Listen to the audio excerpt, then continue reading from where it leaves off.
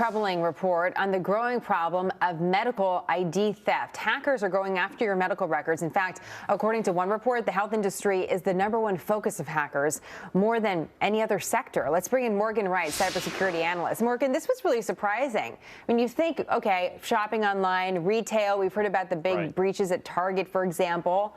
Why are medical records the focus of hackers?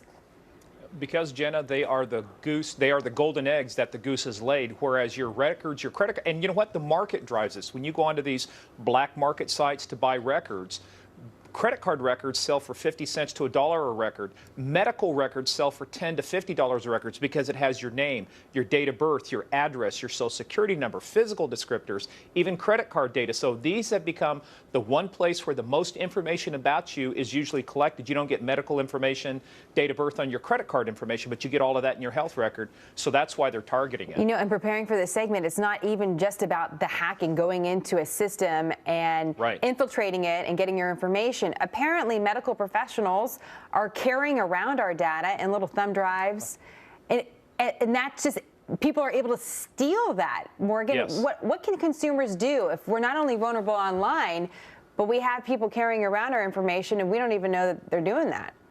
Well, look, Albert Einstein said one time there's only two things that are infinite, the universe and stupidity, and I'm not sure about the universe.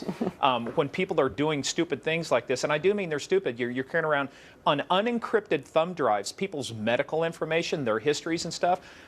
Unfortunately for consumers, they can't do anything till after the fact, which is usually sue. There's some things they can do proactively, which is have good identity theft, have good monitoring, have restoration. But unfortunately, because they have to give that information to get services, there's very little that they can do until after the fact. But what they can do, and you'll see it, there'll be litigation, there'll be lawsuits, there'll probably be legislation. That's what happens after the fact. That's what consumers do when they're wrong. But preventing it beforehand becomes tough. We were talking to an identity theft expert a few months ago who reminded us that we really don't have to give our social security number to our doctor, which I thought was interesting. It's a good reminder on that.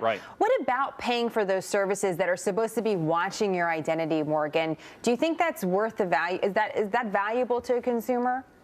It is, and it depends on what you do. Look, I mean, I've got identity insurance through Kroll and through Legal Shield, and because it has restoration, it's not just monitoring, because you have to monitor more than your credit cards, which is only about 17% of it. It's your medical identity theft, it's your bank accounts, your passport, all of these different things. So if you put a robust plan in place, you at least have some defenses against that. But unfortunately, you know, look, one of the things before I always come on air, you know, I always want to do some research. A couple days ago, Symantec released a big report called the Internet Security Threat Report.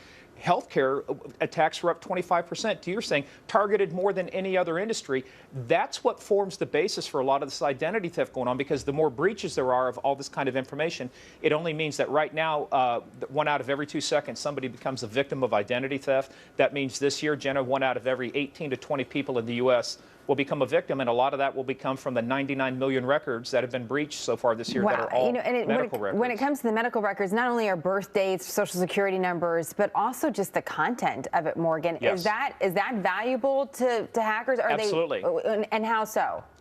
Because a lot of times people want to get services, so they want to get medical services. So the more that they know about you, one lady that I know that lives not too far from me, when her husband died unexpectedly, they found out that his identity was used 10 times to go to local area hospitals to receive services, and he had to have more information than just a name and a date of birth. So this actually creates identity theft because it takes longer, and medical identity theft because it takes longer to investigate, it's harder to detect, and those services cost you far more than a $200 pair of shoes. It always makes me nervous to talk to you, Morgan. I always enjoy it. But the topics, they're really unnerving, and it's important that we just kind of raise awareness, if you will, that this is actually happening.